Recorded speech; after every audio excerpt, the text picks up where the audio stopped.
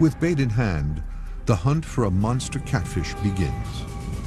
You got to look for the deep holes on the canal, the main canal, and that's where they're at, the big main canal.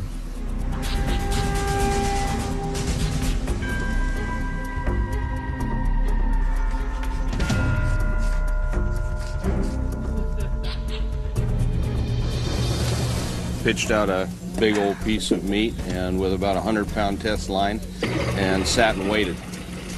That's what you do. And they do not have to wait long. Huh. I just got a tap. Something's messing with the line. Hasn't acted large enough, but it might be something that's mouthing. Catfish will do that. While the stories of catfish large enough to eat Amazonian children must be verified, our fear of what lurks below is unquestionably real and universal. In 1975, the blockbuster movie Jaws tapped into this fear, scaring many water lovers inland for good. Everyone was frightened. Children were told to stay out of the water. They couldn't go swimming. The movie is partly based on a real attack that took place in freshwater, not the ocean. In July of 1916, 5 shark attacks took place off of New Jersey. 3 of them occurred in Marrow Creek.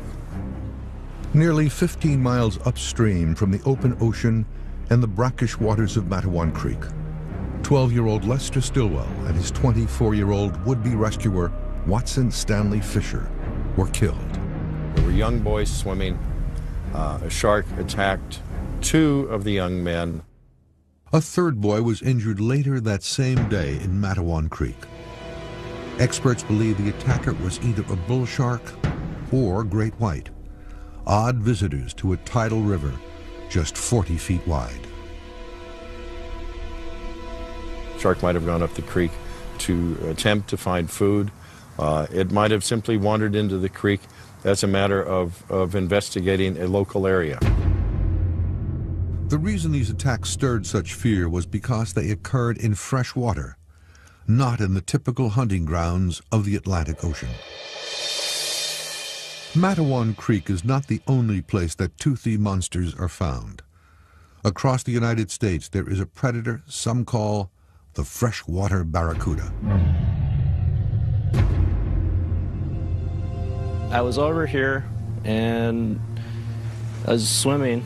In the summer of 2004, in a lake near Pine River, Minnesota, about 160 miles from Minneapolis, Blaine Johnson was attacked. And after I started swimming, I came in to the shore, and then you could see everything in front of you, and I was just walking along the shore just seeing if I could see fish. As he waited, baitfish and small bluegills scattered in front of each step.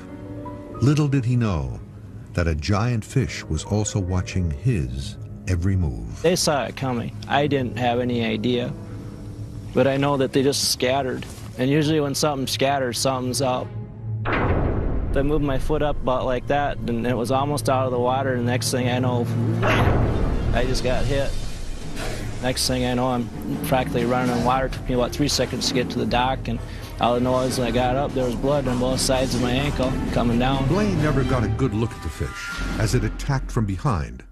The thrashing enemy churned the water to a murky brown as it held fast to his foot. It happens so quick, and you're not sure what's going on. There's just one thing in your mind: get away.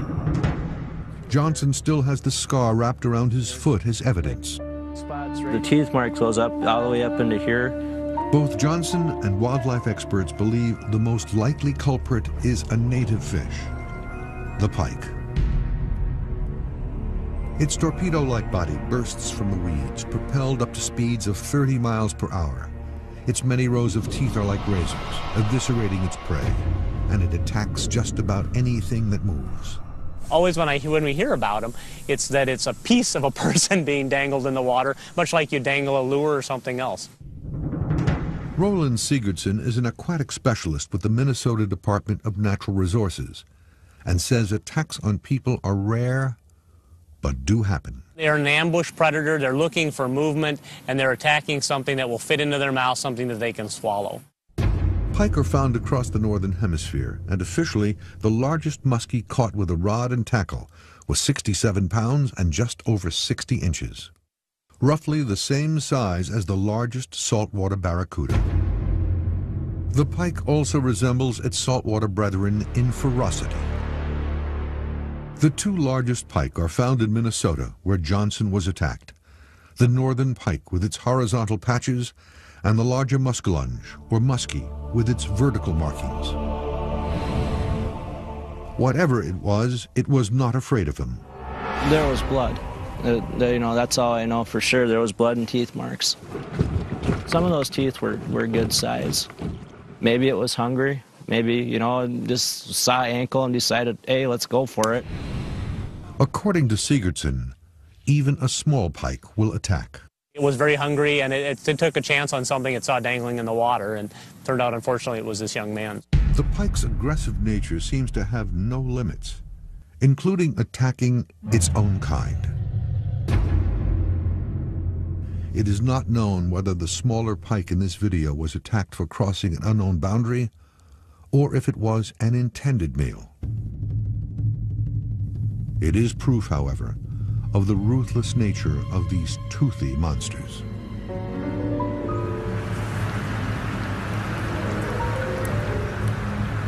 When I first saw it, I thought, that's got to be like a wolf or something big.